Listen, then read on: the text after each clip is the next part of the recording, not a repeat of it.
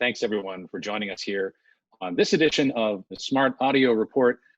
I'm Edison Research Senior Vice President Tom Webster, and I'm joined by NPR's VP of New Platform Partnerships, Joel Sucherman. How are you, Joel? Tom, it's great to be with you again. Sort of with you. How do you? It's things are strange now. I know we're all doing lots of webinars these days. We're all kind of living on screens like this, and I'm old enough to remember the days of the faxinar, Joel. They were not as efficient. You sort of would fax one person the slide and then talk them through it. So I think we're living in better times now, even amidst the COVID lockdown. The tiny stacked video boxes, living them all the day long. So we're thrilled to be doing this again. This is the fourth year that we have brought the Smart Audio Report Spring Edition to you. We began this back in June of 2017. This is the longest running research series on the impact of voice technology and smart speakers on both media consumption and also on human behavior. And we've got a fantastic report for you today. We've got some great new data. We've got some great qualitative video to show you. Joel and I are going to be trading a few insights along the way. Before we get started, a couple of things. There is a hashtag Smart Audio Report. So if you are on the Twitter, we encourage you to use that. Also, we will come back at the end for a Q&A. If you have questions that you would like us to address, either us or the folks back at Edison and NPR, please use the Q&A interface through Zoom. That way we'll be sure to not miss anything there. So go ahead and put your questions in there, and we'll come back at the end to get to those. And of course, thanks for registering for this and participating. You will get a copy of this as soon as it is archived. So thanks for that. So without any further ado, Joel and I are going to turn off our video here, and we're going to get started with the presentation. Oh, quick question. What's the hashtag again? It is Smart Audio Report. So a couple of quick things about the methodology for this study. First of all, this is really 3 studies in one. We take our estimate of usage and smart speaker ownership from a national telephone survey that we do over the period between Christmas and New Year's. We call that the winter holiday estimate. That's the only nationally representative number for smart speaker ownership. You'll see lots of different estimates put out there based on online surveys. This is a truly nationally representative number that we provide every year as part of the winter holiday estimate with NPR. The second thing that we did was a national online survey of adults 18 and older. And we did this between March 31st and April 1st. And we began this really after the lockdown. And so what you're going to hear today are not just new statistics on smart speaker usage and voice assistant usage. You're also going to hear some new stats both on kind of how we're living right now, and also how being at home and the impact of COVID-19 has actually impacted our media consumption and more specifically our smart speaker usage. And through that survey, we talked to 815 smart speaker owners. We talked to a sample of people who don't own a smart speaker but do use the voice assistants on their mobile phones. And then we talked to people who don't use voice assistants at all. And we've, of course, tracked this over the past few years. And then finally, we did some ethnographic interviews, and this was right before the lockdown. So that's why you don't see us in masks and PPEs and things like that in the videos. This was a little bit before all of that started. And we got a chance to really kind of move in with people and see how they use these devices in their everyday lives. So let's get really to kind of one of the big stories here.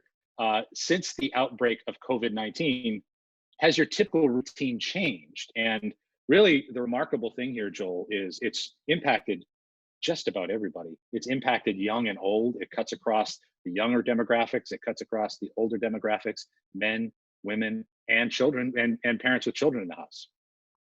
Yeah, I mean, I think everybody on the call can probably relate to that, how your lives have changed, and maybe you're sleeping a little bit later in the morning. If you have kids, you're with your kids all day long, and that can't help but change your habits. And we've certainly seen that in some of the NPR listening data that we've had.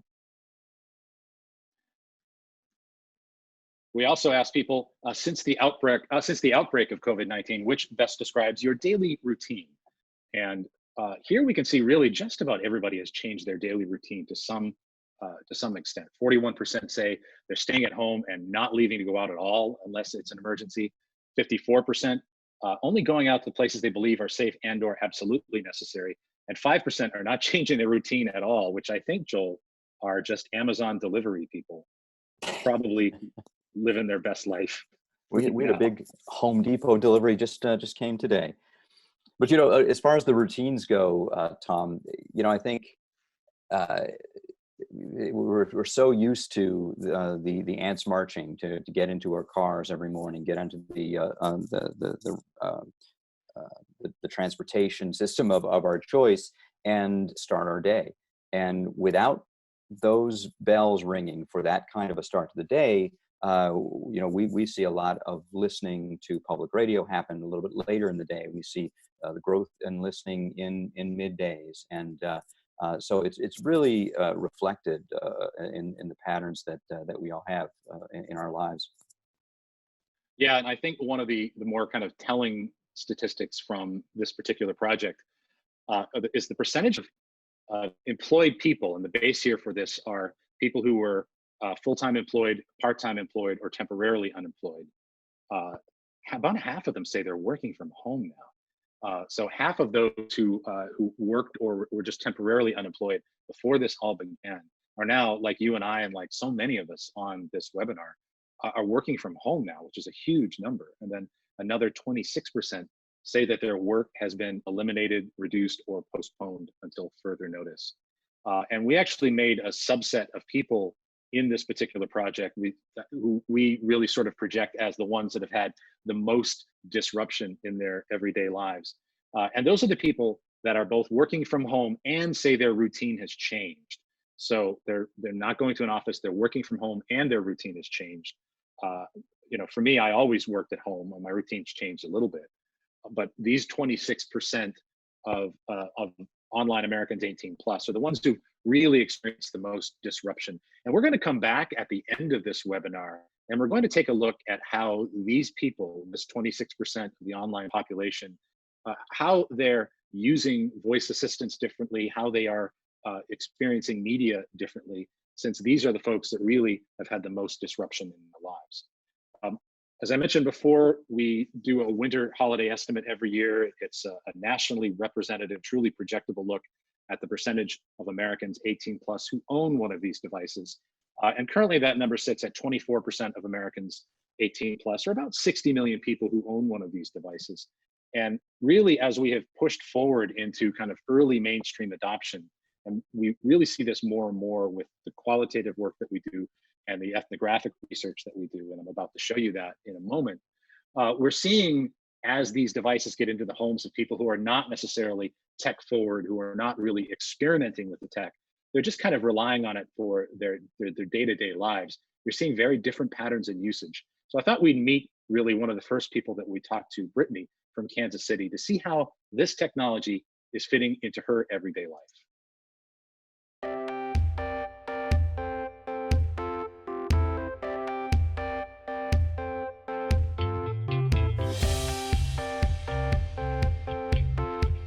My name is Brittany Wilson, and I'm from Kansas City, Missouri.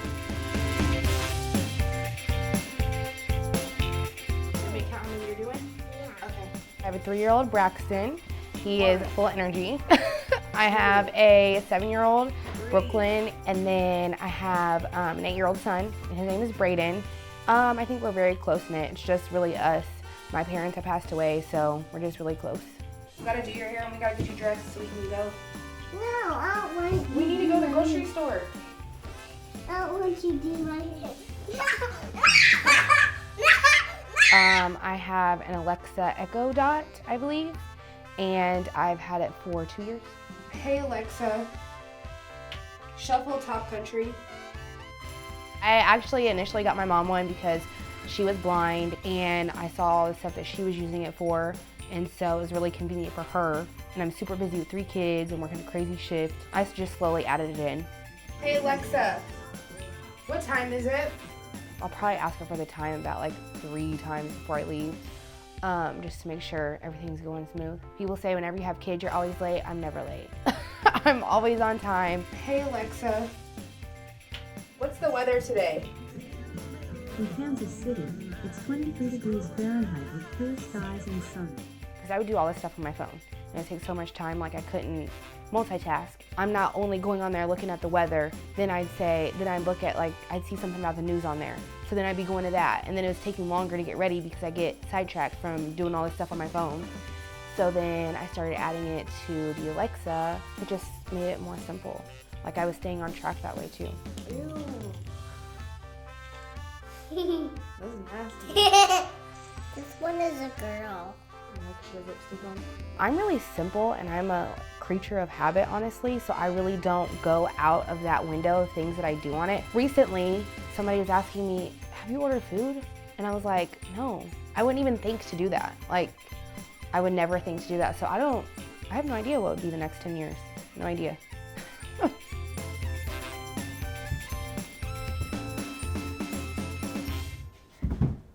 You know, I think one of the things that we really see in that video is that people are discovering skills, and we're going to have a little bit more on this later in the presentation, but they're really discovering skills a lot through word of mouth. Did you realize that you can do this? And that's how people are learning that they can do things like order food. And also, Joel, I was struck by the dental drill game, which seems like probably the worst game ever made.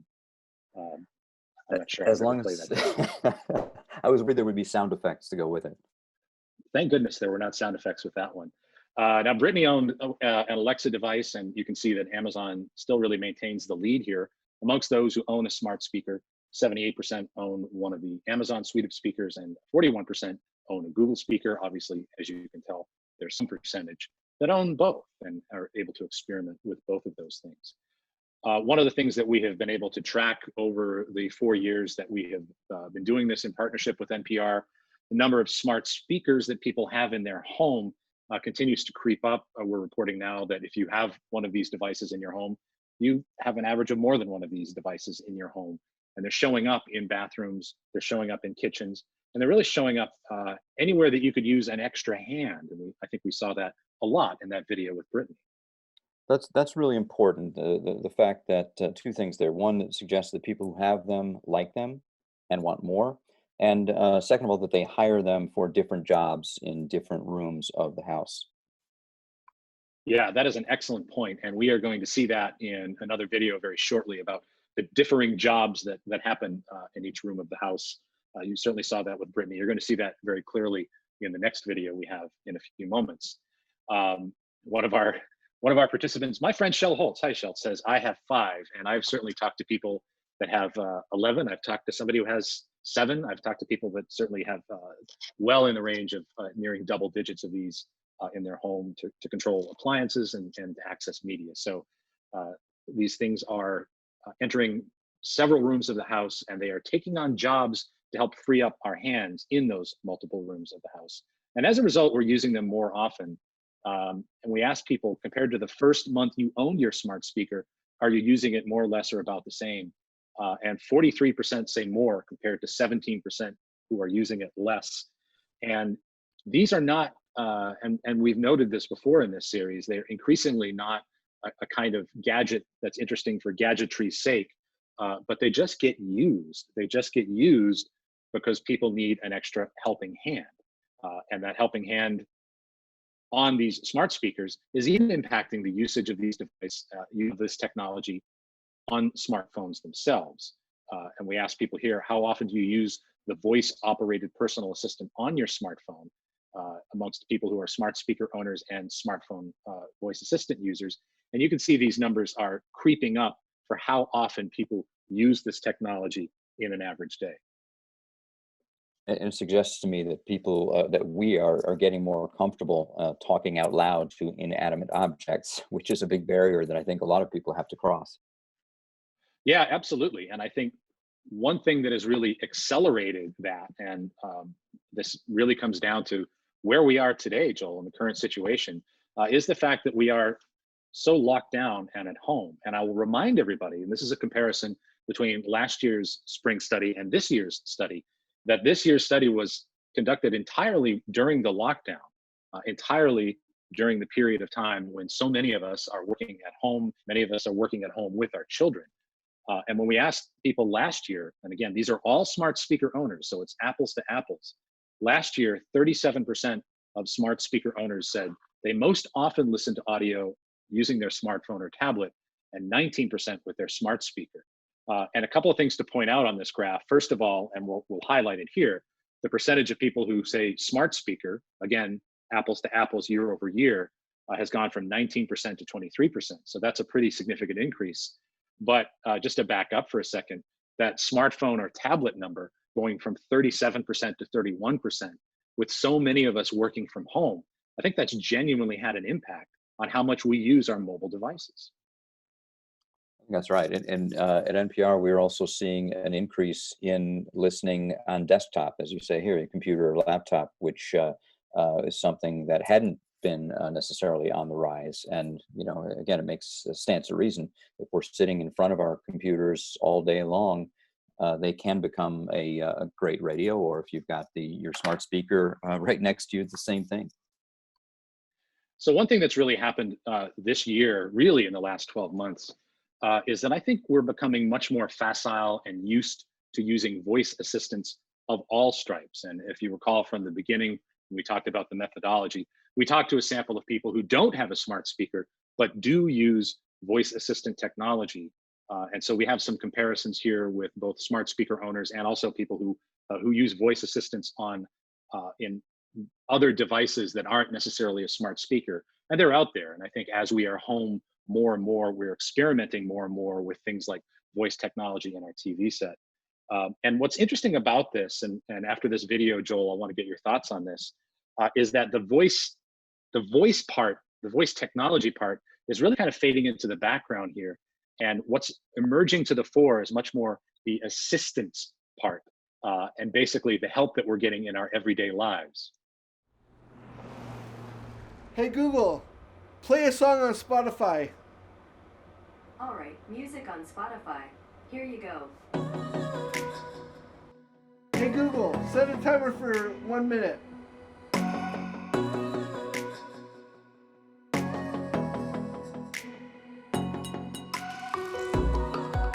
Hey Google, play this song on the kitchen display. Hey Google, tell me how long it will take me to get to downtown Denver. With light traffic, it will take you 14 minutes to drive to downtown Denver. You can see the full route on your phone. Hey Google, set the thermostat to 64 degrees.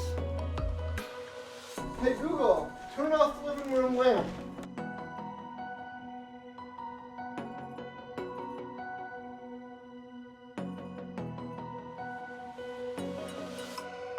Hey Google, play Caffeine on Audible.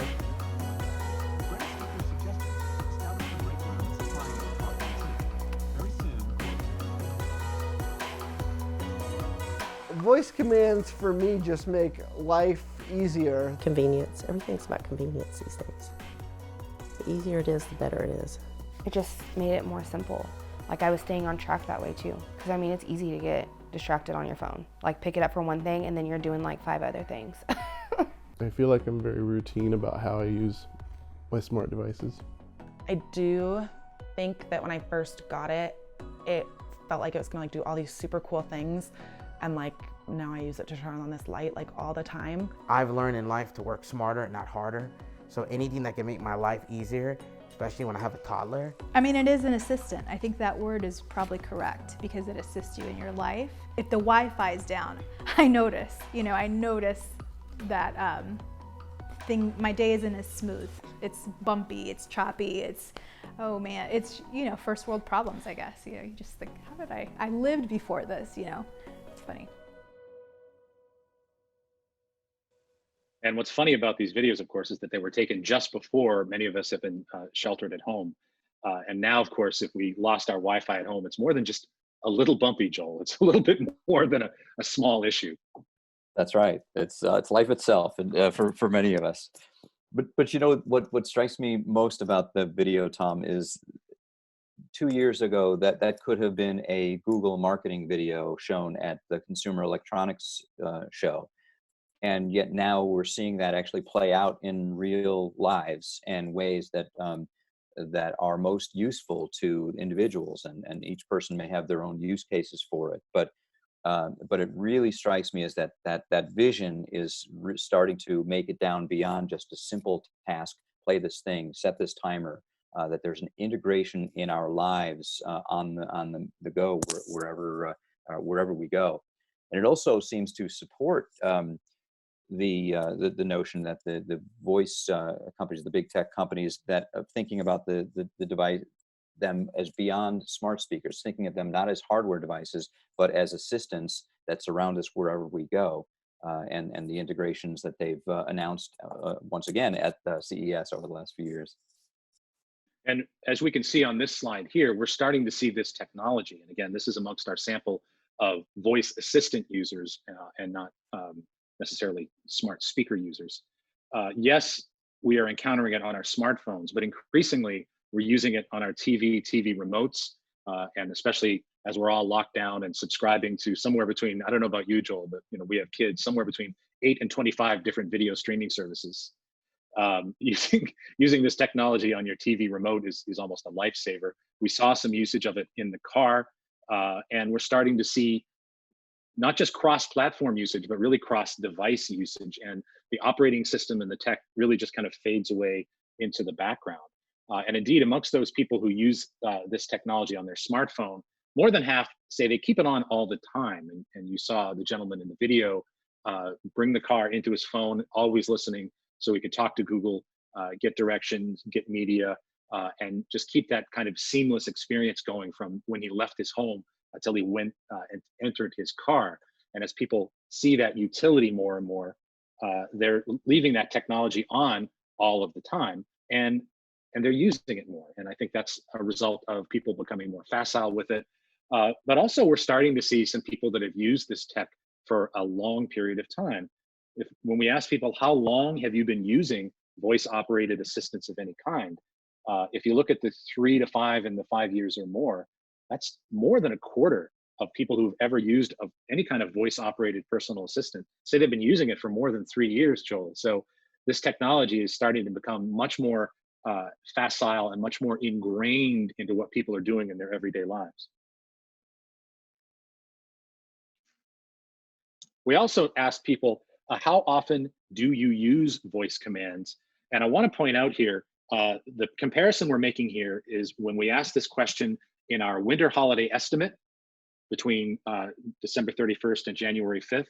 And then when we asked it again in our spring smart audio report between March 31st and April 1st. So this really is just a few months ago, not a year ago, just a few months ago compared to the current time when we're all locked down, or most of us are locked down. How often do you use voice commands? The percentage that say several times per day has gone up a quarter here. It's gone from 20% to 25%. And that is an enormous amount of movement in just a short period of time. And I don't know, Joel, if you've seen that in your data at NPR, but that's a pretty significant shift. It is. And, I think that over the last several years with this technology, we have seen each one of these benchmarks, when they change, it becomes the new normal. They rarely tend to backslide. Now we'll see what happens once we all get back to work and school and our routines. But I think that that we're at a point where once you get comfortable and used to and rely on a voice assistant in your life, most people are finding them indispensable. Yeah, and I mentioned this on a webinar I did just a day ago. Things are not going to go back exactly the way that they were under any circumstances. And the analogy that I used was back in World War II, many countries started victory gardens where you had people living in cities and in urban dwellings, gardening, starting food gardens so they could augment the food supply and get rations to the troops. And when the war ended, especially in the UK, I think, many people kept up that habit. It was a new habit. Things didn't snap back exactly the way that they were. And we had all of these urban gardeners continuing to grow lettuce on their windowsills. And I don't know if we're all urban gardeners, Joel, but there are certain things that we are doing and learning now as we're at home using this technology more and more, that I think those habits are going to stay with us as we move on and move on kind of to the next phase of civilization. At the very least, I've learned that you can order fast food delivered right to your door and you don't even have to see or talk to anybody. Yeah, that's been a bit of a game changer for us. And I'm not going back. I'm not going back. No, 100%. A couple of things that some statements that we gave people who use voice-operated assistant technology, and this is different from the smart speaker questions to smart speaker owners that we've given. These are people that don't own smart speakers, but just use this technology really predominantly on their phone, but also on their TV and some other devices. 68% say using voice-operated assistants makes their life easier. Down at the bottom, 41% would not want to go back to life without it. And then in the middle, I want to focus on this one. We'll come back to this. Voice-operated personal assistant technology has improved recently. And I think that is also part of this sort of increased penetration of these devices into the houses of more and more mainstream Americans, is that they just work better now than they used to. And really, there's no better example of that than this next video I want to show you, a woman named Ashley that we talked to. And you'll see you wouldn't necessarily call her a tech experimenter, but just look how much these devices have really sort of occupied every area of her life.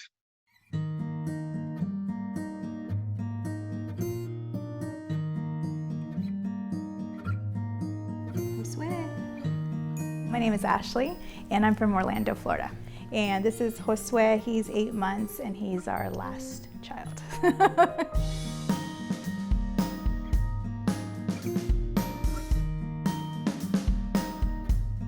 So Siri, I guess, probably was the first voice command exposure that we had. And I think it was just something novel and interesting. And then when the, I don't know the proper term, but the home devices came about, we got all the Google products. So we have Google Macs, we have like the Google Minis, we have a couple of the Lenovo smart screens. And so we just kind of started seeing what the devices were capable of, and then we kind of became dependent on those devices.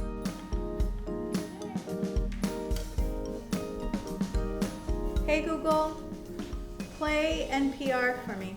So we've been using Siri for a while, but actually I would say that the introduction of the Google Mini made us take another look at our iPhone and say, oh, our iPhone does all these things. Maybe we should use that more too. Oh, let's put the air conditioning on, that would help. Cooking, I would say, is the biggest area of my life where I've seen like it doesn't look the same anymore. Show me a recipe for keto chicken. I'm not a very good cook. I really don't like cooking. And when I was just a single woman, I could eat whatever. I ate out a lot. But now with all of these kids, we have to cook at home. So before, what that looked like was recipe books. Then it would be taking a piece of paper and writing the ingredients. Now, all of that's like voice device. Hey Google, send this recipe to my iPhone, to Ashley iPhone. I use my Walmart app. Sometimes I'm using my voice. Sometimes it gets clunky with Siri. She's not as good. Low sodium broth.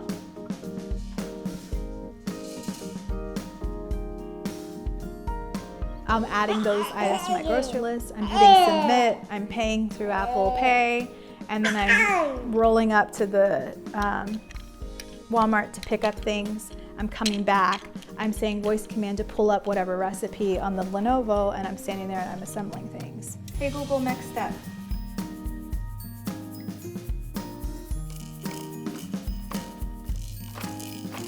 So way different. I have no cookbooks anymore. I don't go to the grocery store anymore, and it's great. So especially with these people. Okay, Mama? Yay.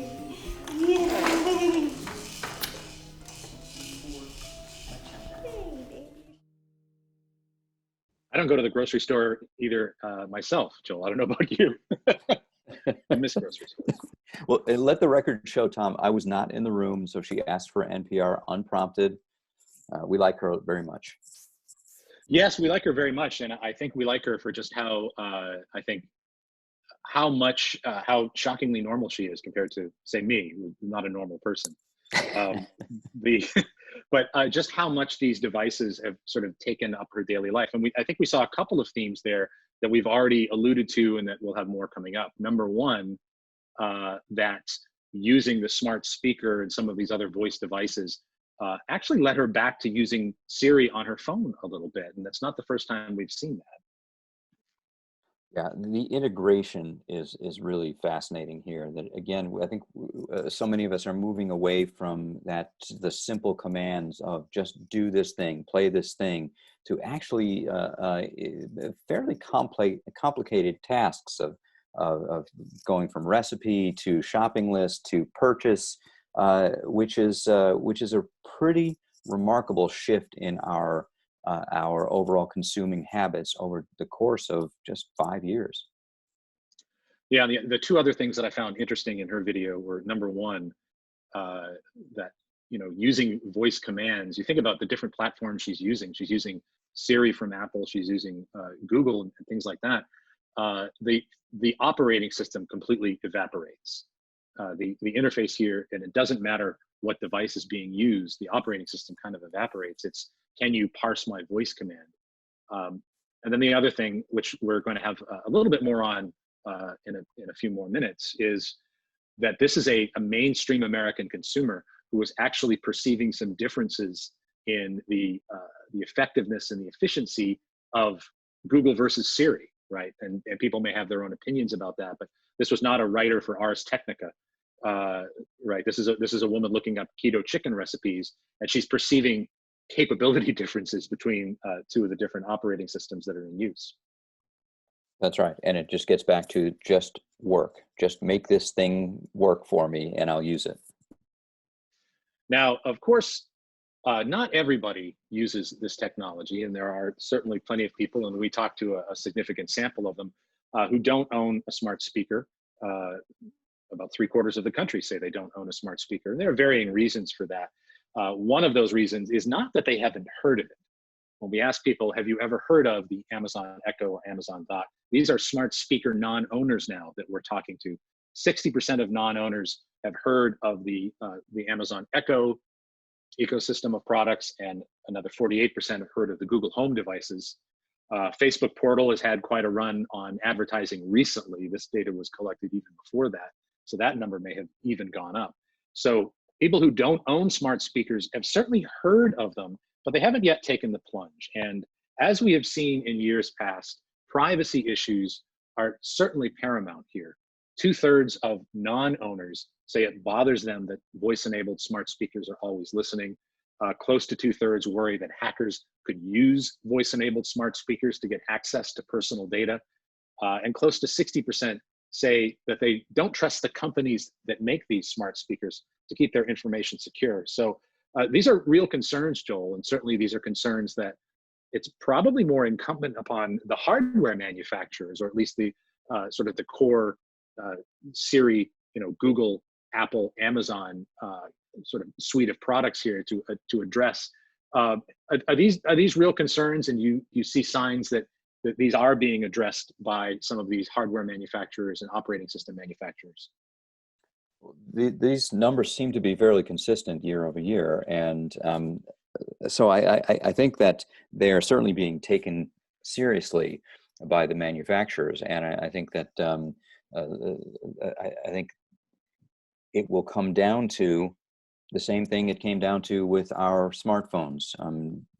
Are they useful enough in my life that I'm willing to give up a certain amount of information for it to do the task, right? Think of Google Maps. Is it important or useful enough for me to be able to get from point A to point B that I'm willing to let you know that I'm at point A going to point B? And by the way, it's not just non-smart speaker owners that have these concerns. When we talk to people who own smart speakers, they have these concerns. And then when you compare them to people who use voice assistant technology on their smartphone, they're even more concerned. Just look at that top one. You worry that hackers could use your smart speaker or smartphone information to get access to your home or personal information. Smart speaker owners, 58% worry that hackers could get access through their smart speaker. But 65% of smartphone voice assistant users worry the same thing about their smartphone. So people who use voice assistant technology on their phones are even more worried about this. I think it's probably a couple of reasons for that. One might be that people who own a smart speaker right now may just simply have already made that trade-off in their mind. They might already be resigned to it, that they've already sort of traded off some of that. All right, we asked people who don't own a smart speaker, how likely are you to purchase one in the next 6 months? And we're comparing here all people who don't own a smart speaker with those who don't own a smart speaker, but do use voice assistant technology on their smartphone. And you can see here, it's a pretty significant difference.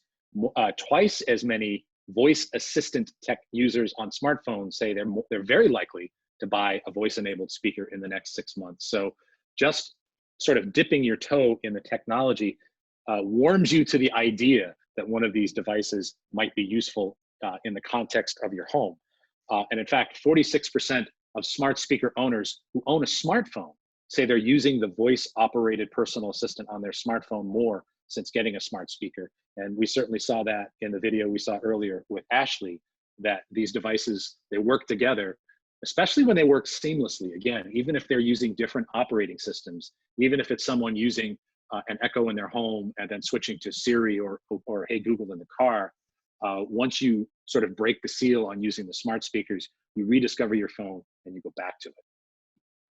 Now, amongst those who do not use this kind of technology, we asked what percentage would be interested in having it in each of these other devices. We gave them a context. Are you interested in having voice assistant technology in a car or vehicle, on your phone, your television, et cetera? Now, again, all of these numbers are fairly small because, again, the overall percentage of people who say they're very likely to buy one of these devices for the first time, very likely is 7% amongst non-owners. But you do see car pop up here, number one. And as you're going to see in the next video with a woman we met named Jenna, the car is a major use case for this technology.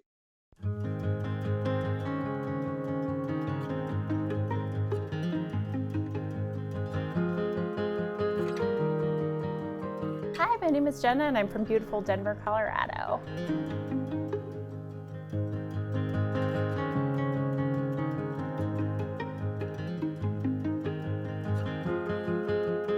I mean, I've been using voice commands probably for 5 years. When I got my iPhone 11, like 3 or 4 months ago, is the first time I turned on the Hey Siri function, which I'm using it that much more now.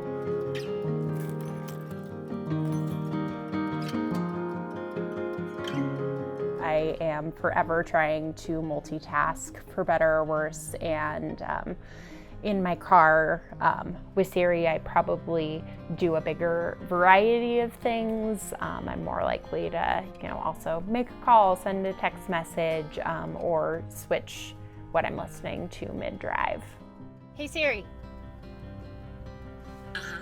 Play the Dave Ramsey Show podcast. Playing podcast The Dave Ramsey Show. Really focus on that. Thanks, Siri.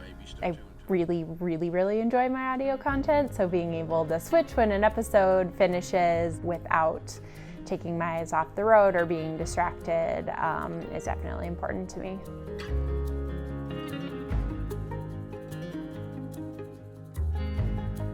A lot of times I'm carrying my podcast or my book into the room I'm in, and I don't want to bother my husband if he is in the same room. So I think if we had a smart speaker, we would probably drive each other nuts. I don't really want to listen to the big game, even though he does. And he says if he has to listen to 1 more minute of my true crime podcast, he's going to lose it. So I think part of it is just a marriage roommate respect thing, to not drive each other too nuts with our respective content.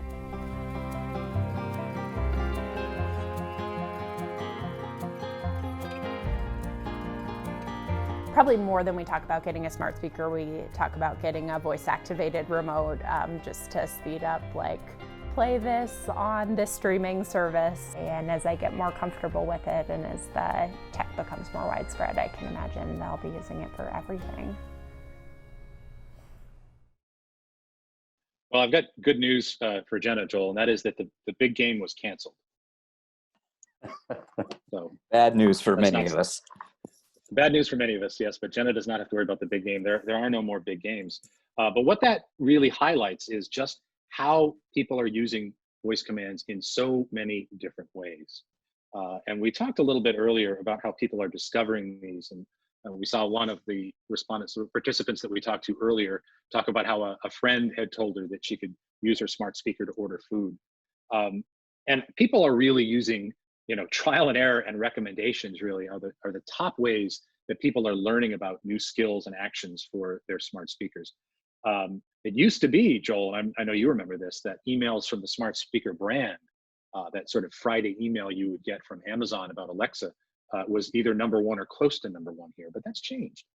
That's right. I think the fact that more of our friends and family have these devices suggests that recommendations from friends and family might be easier to come by. And also, I think the trial and error is new, and that suggests that people are less reticent to just try something and understand they're not going to break anything, that they're not going to the device, if the worst thing that can happen is they give you a wrong answer or no answer. So I think people are venturing out a little bit more into other ways that could be useful. Yeah, absolutely. And the amount of time that we're home, I think, is sort of fed into that. We'll see a little bit of evidence to that as we move forward. We took a look at the tasks that smart speaker owners do compared to the task that smartphone voice assistant users do. And they're a little different. And in fact, of those who use both, 59% say the tasks they complete using their smartphone voice assistant are mostly different from the tasks that they complete using their smart speaker. And we did quite an inventory of these, and I'm just going to show you the highlights. And Joel, there's some fascinating things, sort of discrepancies on this chart. In the yellow, you can see smart speaker owners, the skills that they ask of their smart speakers. And in the blue, you see smartphone voice users, the skills they're asking their smartphone to do. And play music, certainly there's a big difference here between smart speakers and smartphone voice users. It's certainly the audio of all forms, really the predominant use case of the smart speaker. But there are some other really interesting differences here. My favorite, and I'd be curious to hear your thoughts, but is receive reminders.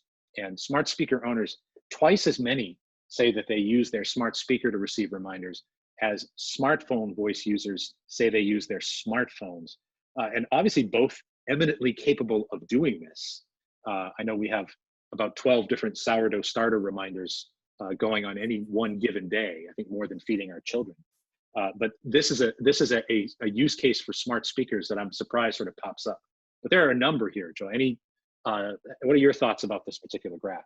Well, I think this comes down to there are simply some things that your voice is faster and more efficient to use, and some things that just a glance at a smartphone. I mean, I think if you look at check the time, I think that's one you call out across the room to your smart speaker.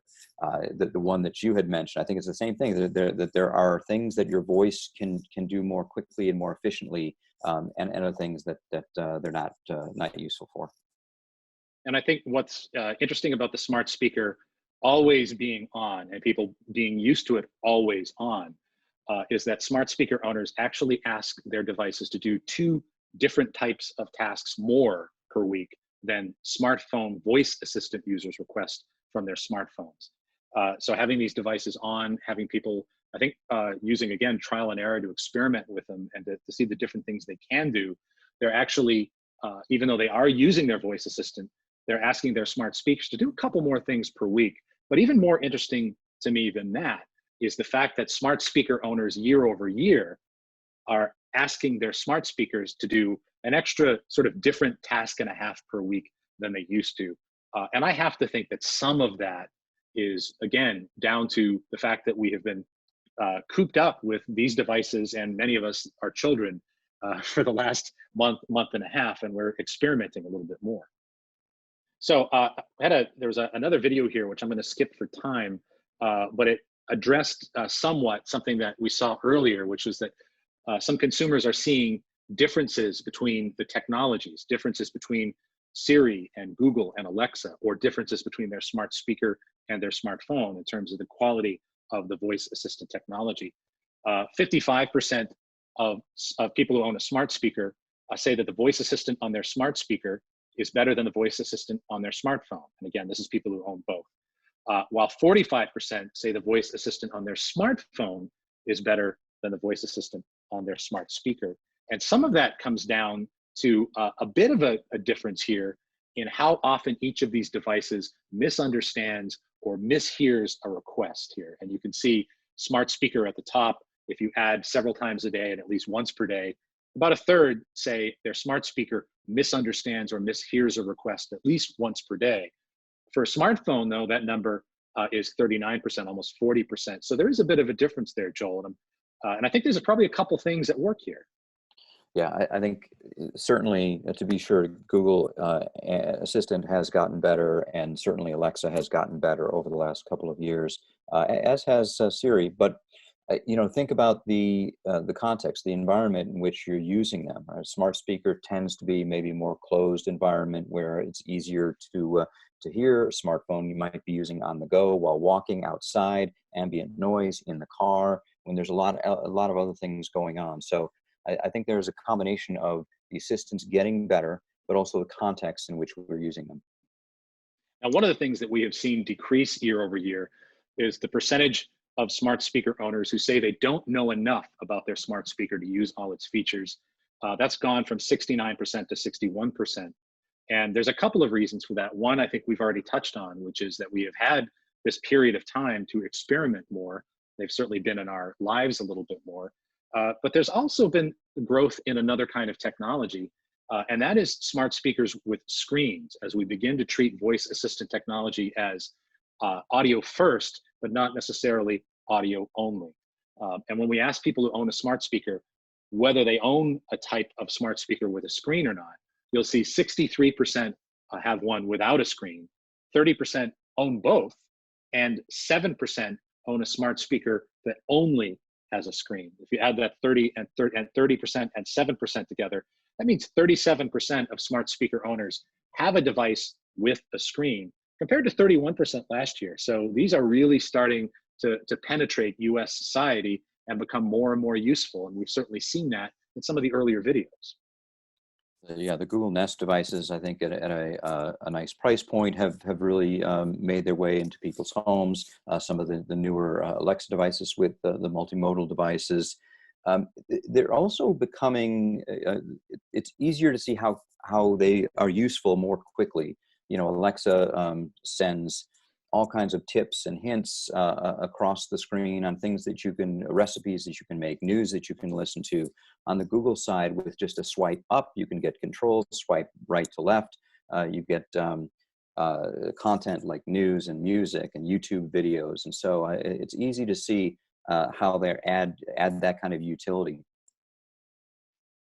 And we can certainly see amongst the people who are considering one of these devices, we asked, how likely are you to purchase a voice-enabled smart speaker that comes with a video screen in the next 6 months?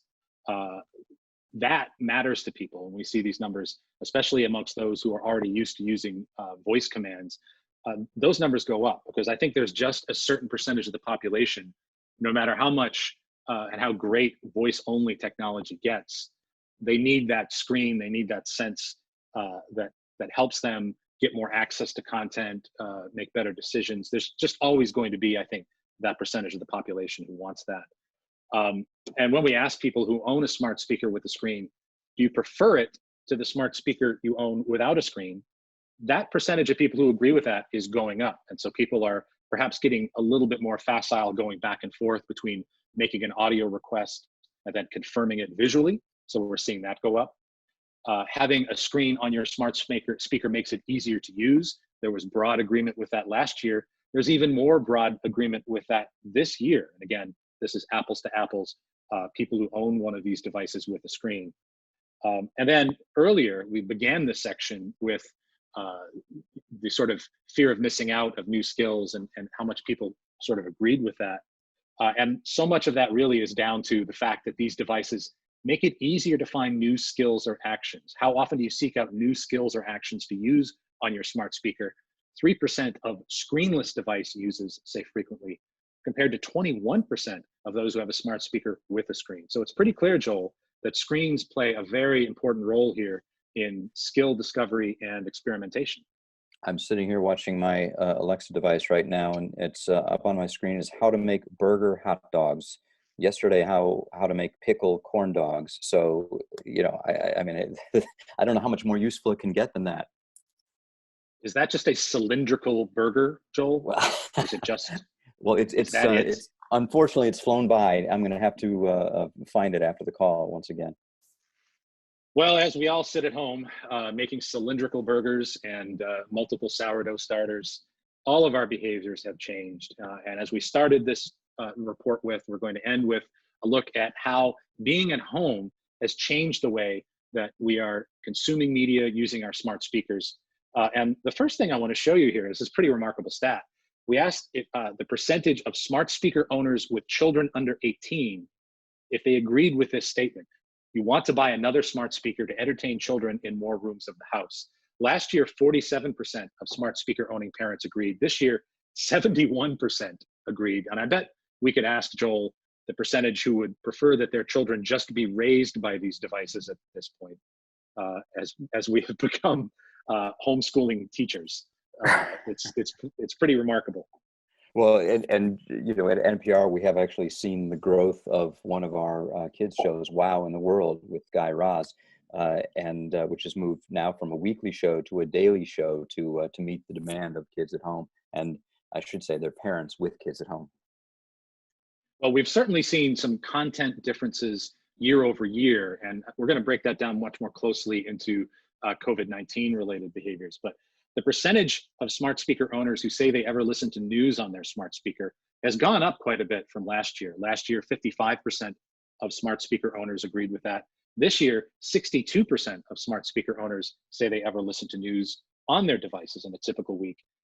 And the amount of time that they spend doing that has gone up. If you look at the two colored bars on the right, that's an hour to less than 3 hours and 3 hours or more. Essentially, last year, smart speaker owners say that they 70% spent more than an hour in a typical week. But this year, that number's gone up to 75% in a typical week. And what's really interesting about that is when we look at the top weekly smart speaker requests, we've already shown you bits of this with smart speaker owners overall, and that's in yellow. But in the pink here are people who are smart speaker owners who say that their routine has changed and they're working from home due to COVID-19. That's that 26% of Americans 18 plus that we introduced to you at the very beginning of this. And there are certainly a couple of things that are true here. Most things amongst smart speaker owners are a little bit higher than they are amongst those that are affected the most. And you see some things here like get the weather and check the time. For a lot of us who are at home week after week after week, the only time I really need checking is Thursday, which I believe today is Thursday. And that's probably good enough. But what actually, the one thing that has gone up here amongst those who have had their lives impacted the most is getting the news, getting that news behavior. 54% of those most affected say that they get the news each week from their smart speaker, compared to 49% of smart speaker owners in general. And certainly when we look at that sort of writ large here, there has been a thirst for news amongst people as we have gotten deeper and deeper into this. And we've certainly seen COVID-19 podcasts emerge, Joel. So there's a lot of content and a lot of demand for this. Right, and we are seeing more listeners, longer listening times per session and per week as well. There's certainly a hunger for news and that it's become even more critical in people's lives post COVID-19. So to wrap all of this up in terms of COVID-19, when we ask people, compared to before the COVID-19 outbreak, would you say you're using your smart speaker to listen to music and entertainment more, less, or about the same? And in general, 36% of smart speaker owners say more compared to 9% less. And that certainly there's a correlation with age here, and that makes a lot of sense. You would expect that with music and entertainment, but what you might not expect is news. News has really that identical percentage. Here, 35% of smart speaker owners say they're listening to more news compared to before the outbreak, compared to 9% less. And look at the 18 to 34-year-olds here. Half of 18 to 34-year-olds, Joel, say that they're listening to more news now than they did before the outbreak. And that is echoed in our numbers as well. We see more listening among younger listeners happening now midday and on weekends. And So we are they're home, and they're in a place where they're interested in what's happening in the world around them, and this is an easy way to dial it up. So we're almost at an hour here, so I want to be conscious of people's time. I'll remind everyone there are takeaways here. There are more videos. All of this will be available at npr.org/smart audio. Indeed, you'll find 4 years of the wonderful data that we have collected in this partnership between Edison Research and NPR. And I'm going to we're at time right now, but I do want to just pop back on video here and see if there's any questions that we can answer here. Let's see here in the old Q&A window. See, do we know if parents are using voice for more than entertainment, mentioned by Tom? We do, and I know we certainly have highlighted the percentage of parents who entertain their children or use these devices to help entertain their children. We have more detail on that in last spring's Smart Audio report. Obviously, we were sort of pressed for time here on how much we could fit into this hour. Anne asks, any findings about podcast listening and smart speakers coming up? I'm sure that some more will come out of this. As I said, there's a lot of data here, Joel. We had to make some cuts. Right. And you saw in the video, I think it was Jenna that was talking about her listening habits, and she wanted to listen to her private thing. And I think some of the slow growth in listening to podcasts on smart speakers is exactly that. It's such an intimate experience where I like this, you like that. And I think that we are seeing a growth in listening to podcasts on smart speakers. I think it's just lagged behind the typical things people have asked for live radio and for other things. Here's a question. Maggie Murphy asks, and I'll pose this to you, Joel. Do you think audio content needs to become more pragmatic and functional in response to these devices? Well, I think that there are folks who love to listen to live because it is live and of the moment, and there are other folks that prefer on demand because it gives them more control. And I think offering both of those options is really important. So we have NPR has an on-demand experience. You say ask NPR to play the news. That gets you into a flow of news that's updated, but that you can control. And so I do think that there's something about the interactivity contained in these devices that are important and will continue to be important as we go further along. We've got there's a lot of questions here, but I think I'll just take one or two more to give people their day back. I have a question here. Your previous data showed smart speakers being used more and more for podcast listening, yet data shows podcast listening down during the pandemic. Any thoughts on that? I'll let you start with this, Joel, but it's not entirely true. I think that podcast listening is necessarily down. Right. I think that there's definitely a flattening of the listening, and I think it is shifting into areas that are pretty specific. Tom, you mentioned the coronavirus type podcasts. We're seeing huge interest in that with NPR. We're seeing big interest in kids podcasts.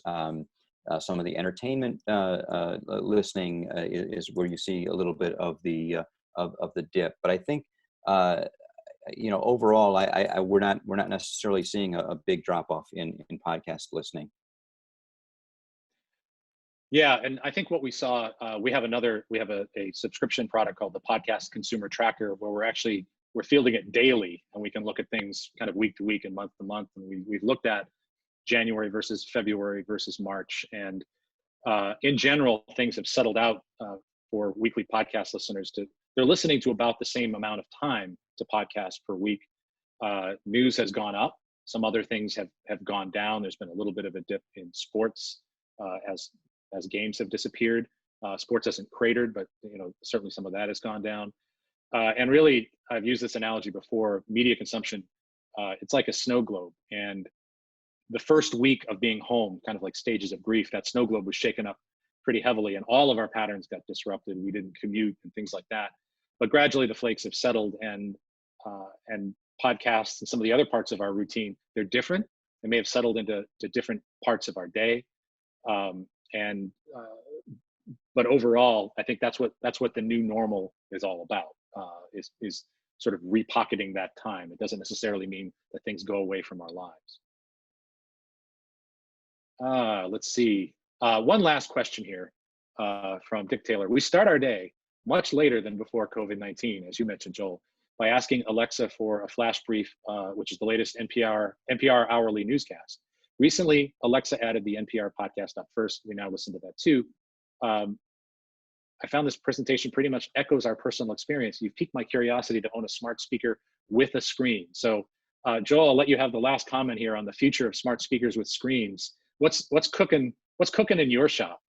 Well, Dick, just we want to make sure that you know that if you get a screen, you'll actually be able to see that newscast with video associated with it as well. So, we do have that. We're not just a radio company, but I do think we thought a lot about that, and we have a wait, don't tell me quiz that also makes use of the screen more as companion to the audio than pure video. But I do think that this is, again, to borrow the phrase, a new normal, and that there is going to be more and more expectation that there is some sort of companion visuals or navigation to help you make a better use of the devices in your home. So we want to thank everyone for the gift of your time and attention. As I mentioned, all of this will be available at npr.org/smartaudio. On behalf of everyone at Edison who put together, especially our great video team, our great data team, and our wonderful partners at National Public Radio and National Public Media. Thanks for being here, and take care.